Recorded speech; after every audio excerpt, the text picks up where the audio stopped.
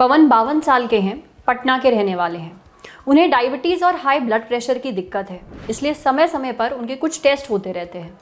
अब कुछ समय पहले उनका एक ब्लड टेस्ट हुआ था, तब पता चला कि उनका कोलेस्ट्रॉल लेवल काफ़ी ज़्यादा हाई है। पवन के डॉक्टर ने कोलेस्ट्रॉल लेवल कंट्रोल करने के लिए उन्हें कुछ दवाइयाँ दी हैं, साथ ही डाइट में बदलाव और एक्सरसाइज करने की भी सलाह दी है।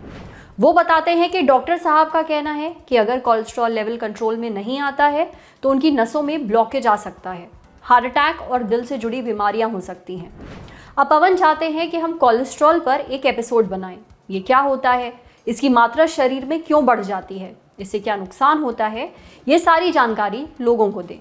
NCBI यानी national centre for biotechnology information के मुताबिक इंडिया में शहरों में रहने वाले 25 से 30% लोगों को हाई कोलेस्ट्रॉल की दिक्कत होती है। वहीं गांव के रहने वालों में 15 से 20% लोगों को ये होता है।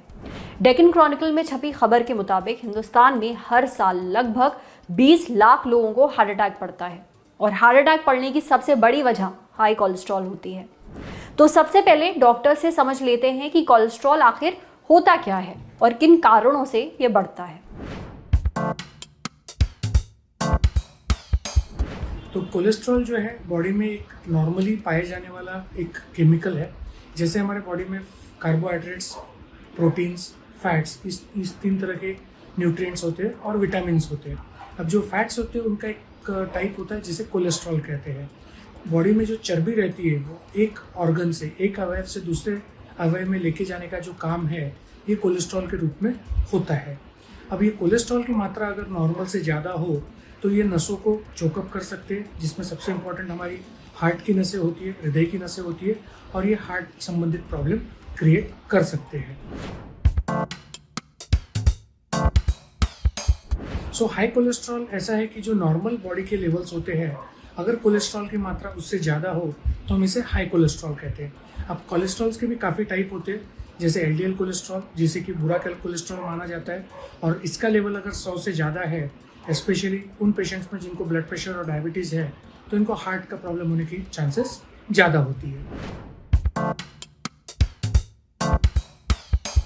अब अगर हम पूछते हैं कि कोलेस्ट्रॉल बढ़ने के कारण क्या है, तो इसमें 2 मुख्य कारण होते हैं। एक यानी हमारे डाइट में, हमारे आहार में अगर फैट सब्सटेंसेस यानी चर्बी युक्त पदार्थ ज़्यादा हो, जैसे घी, तेल, नॉन वेजिटेरियन डाइट्स, तो इस कारण से कोलेस्ट्रॉल बढ़ता है। दूसरा इंपॉर्टेंट रीज़न ये है कि अगर हम रेगुलर एक्सरसाइज नहीं करते, शारीरिक एक्टिविटीज़ नहीं करते हैं, तो बॉडी में जो एनर्जी है वो यूटिलाइज नहीं होती है और कोलेस्ट्रॉल में कन्वर्ट होती है। जब कभी भी शरीर में कोलेस्ट्रॉल की मात्रा बढ़ती है तो ये हार्ट की नसों में और बाकी अन्य नसों में, जैसे ब्रेन की नसों में, पैर की नसों में, हाथ की नसों में जमा होकर ब्लॉकेजेस करने का चांसेस रहता है।